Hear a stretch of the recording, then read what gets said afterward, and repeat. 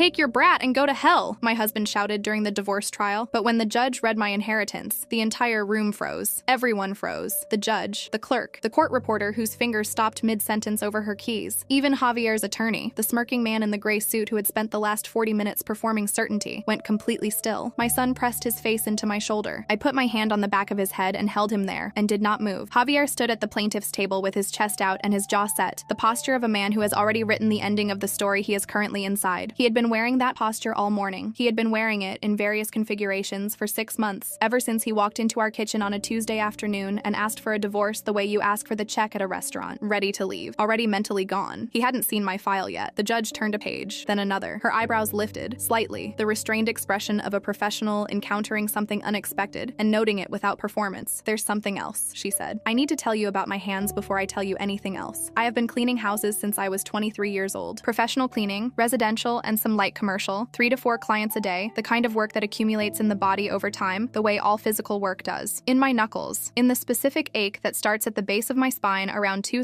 p.m. and is fully present by the time I get home. My hands are not soft. They have not been soft in 11 years. They are the hands of a woman who works, which is a fact I have made peace with, and which Javier, in the years I was with him, referenced with a frequency I understand now was designed to remind me of my position relative to his. My name is Sofia Reyes. I am 34 years old. I have a son named Mateo who is 6, who has his father's mouth in my eyes and who ran to me that morning in the courtroom before either of our attorneys had said a word and pressed himself into my side with the full-body certainty of a child who has decided where his safety is located. I held him there. I had been holding him for 6 months. I want to tell you about the 5 years before the Tuesday afternoon because they are the context for everything that follows. Javier Ramirez was 37 when I married him. He is handsome in a specific, deliberate way, the kind of man who has always understood that his appearance is a tool and has used it with precision. He works in construction management. He is confident and charming and socially gifted, the kind of person who talks to everyone at a party and makes each person feel like the conversation mattered. He is also the kind of person who has always had a theory about whose money is whose. His money, his, a buffer, a resource, a thing he managed and decided about and deployed according to his own calculations. My money, ours, a contribution to the household, a shared resource, a pool he accessed with the comfortable ease of someone who has never needed to ask permission. This was not a fight we had. It was a structure we lived in. I understood it incrementally, the way you understand a room's dimensions by walking it in the dark, not by seeing it clearly, but by finding its edges one at a time. I cleaned 3 houses on Mondays, Wednesdays, and Fridays, 4 on Tuesdays. I was home by 4 o'clock, which gave me enough time to shower and start dinner before Mateo needed to be picked up from my mother's, and Javier came home from whatever he was calling his current investment. The investments were the other structure. Javier had been chasing investments for as long as I had known him. A restaurant partnership that dissolved after 6 months, a $12,000 loss split between us, a real estate syndication that had required $18,000 of my savings to participate in and had returned nothing, a construction equipment rental scheme that I had not understood and had contributed $7,000 to because he had presented it as urgent and obvious, and my hesitation as a failure of trust. Each one was explained to me after the fact. Each one was described as temporary. Each one was, when it failed, reframed as a learning experience or bad luck or the fault of a partner who hadn't delivered. I stopped counting at $40,000. I kept cleaning houses. The first time I smelled it was a Thursday in February. He had come home late, later than usual, which I had stopped tracking precisely because the tracking had begun to feel like a kind of surveillance, and I did not want to be that person. He kissed me on the cheek when he came in. Routine, correct. And on his collar, just below the jawline, a smell that was not his cologne and not my perfume, and was not ambiguous to anyone who has ever spent time close enough to another person to know what they smell like. I stood in the kitchen and held the edge of the counter and thought about what I had just registered. Then I told myself the reasonable things. A colleague, a hug, proximity in a work situation that had no other meaning. I told myself these things with the specific diligence of someone who understands they are telling themselves things, and is doing it anyway because the alternative requires a response she is not yet ready to give. I did not say anything. I kept tracking. 6 weeks of tracking. 7. The late evenings acquiring a pattern. The phone in his pocket, screen down on the table. A habit that developed with the casual naturalness of something that had been practiced until it looked accidental. In April, I confronted him. I had chosen the words. I had thought about the conversation for days. Not the accusation, exactly, but the opening. The honest question. The version that gave him the chance to tell me something true. Javier, I said, I need to ask you something. He looked up from his phone, unguarded, in the way of someone who is not expecting this. Are you seeing someone? He laughed. Actual laughter. Not the uncomfortable laugh of someone caught, but the full, dismissive laugh of a man who has decided the question is beneath the dignity of a real answer. Cheat on you? Please. When would I even have the time? The laugh was still in his voice when he said it, like the idea was inherently absurd, like I was charming for bringing it up. I looked at him. Something hardened inside inside me that night. Not rage, something colder and more permanent. The specific hardening of a person who has understood, in a single sentence, that the relationship they are in is not the one they thought they were in, that the man across from them has decided they are not worth the truth. I said nothing else. I went to bed. I started keeping records the next morning. 2 months after that conversation, a letter arrived from an attorney's office. I almost didn't open it. Legal mail has a particular quality of dread that makes you want to leave it on the counter for a day or two before dealing with it, but I opened it that afternoon at the kitchen table, with Mateo at school and Javier at work. My uncle Mauricio had died. Mauricio Reyes was my father's younger brother. He was a loner. The family called him that, the word they used when they meant difficult to understand and separate from us in ways we can't explain. He had never married. He had worked in construction for 30 years and had, apparently, invested what he earned with the specific patience of a man who had no one to spend it on and no reason to rush. He had left me something, a commercial lot in the city center, approximately 2,800 square meters, currently leased. The attorney's letter said, current market valuation pending final probate assessment, estimated range $3.8 to $4.2 million.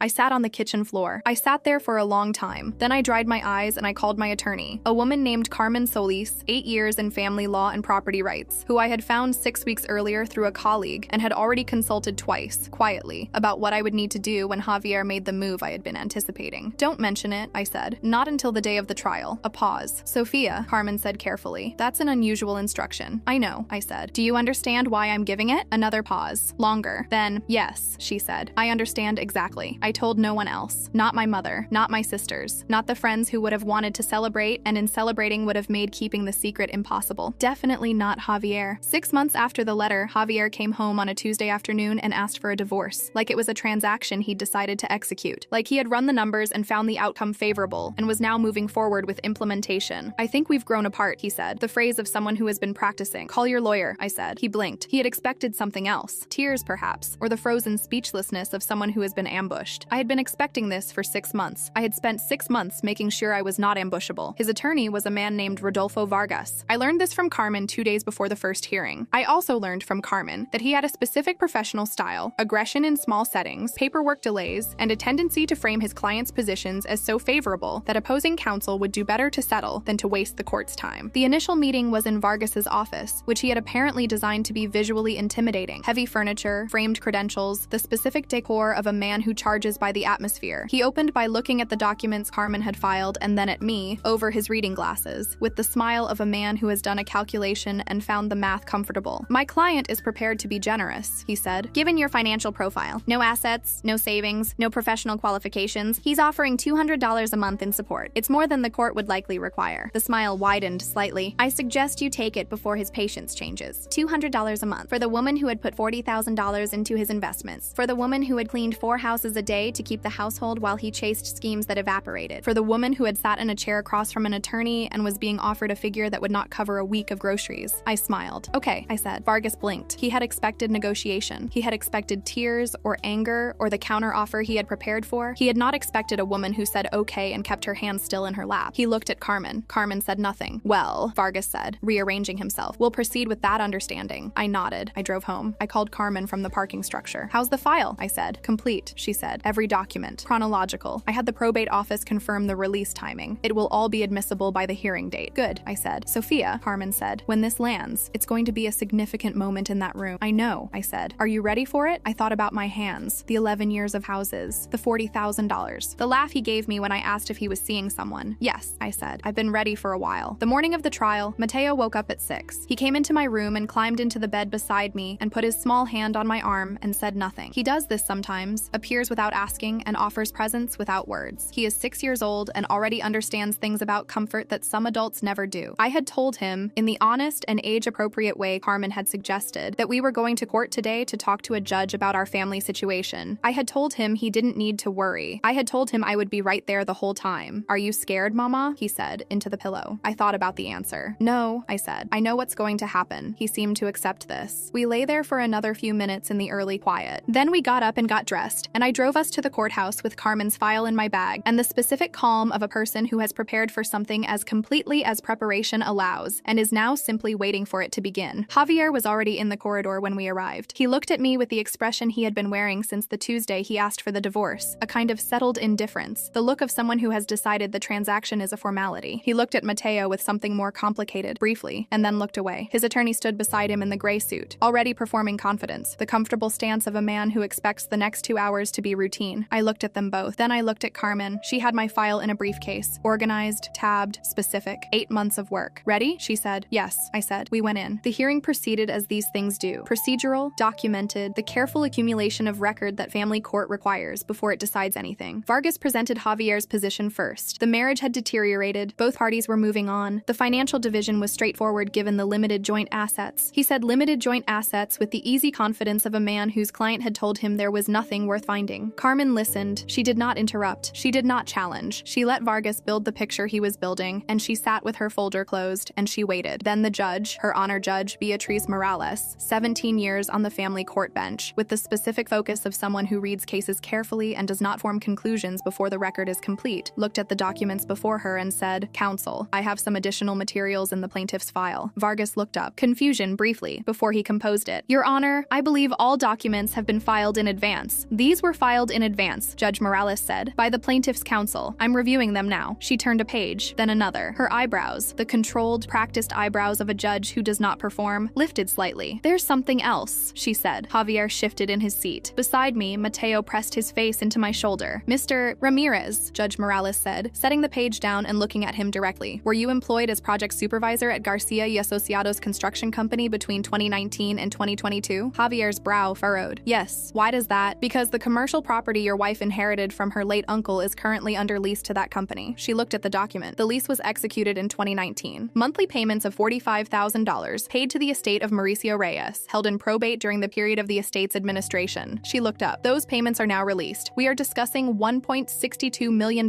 in accumulated rental income, solely your wife's property." The room did not move. I do not mean the people became still. I mean the room itself seemed to stop. The air, the light, the particular quality of a space in which something significant is landing and everyone present understands it simultaneously. Javier's color left in stages, not all at once. First the warmth went, then the underlying tone, until what remained was the specific gray-white of a man whose body has redirected its resources away from his face. Vargas made a sound, not words, a sound. "There is also a second document," Judge Morales said. She picked it up. "Your signature appears on the lease renewal authorization from 2021. As project supervisor for Garcia y Asociados, you co-signed the authorization confirming the lease terms and payment structure for the property at this address." She set it down. "The same property your wife now owns." Vargas put his hand on Javier's arm. Carmen stood. "Your Honor, I would also draw the court's attention to Exhibit F, a correspondence dated 18 months ago, sent from Mr. Ramirez's company email, in which he wrote," she paused, finding the line, though I suspect she had memorized it. "My wife may have a connection to the deceased owner of the Reyes lot on Avenida Central. I'll investigate and confirm when appropriate." The room absorbed this. "That email was sent," Carmen continued, "exactly 18 months ago, 14 days before Mr. Ramirez filed his initial divorce petition, 12 days before his counsel presented my client with a settlement offer of $200 per month." She sat down. Judge Morales looked at Javier. "Mr. Ramirez," she said, "you signed documents related to a lease on a property you had reason to believe your wife might have an interest in. You then filed for divorce 2 weeks after an email in which you stated you were investigating that connection, and you authorized a settlement offer of $200 per month to a woman you had reason to believe had just inherited approximately $4 million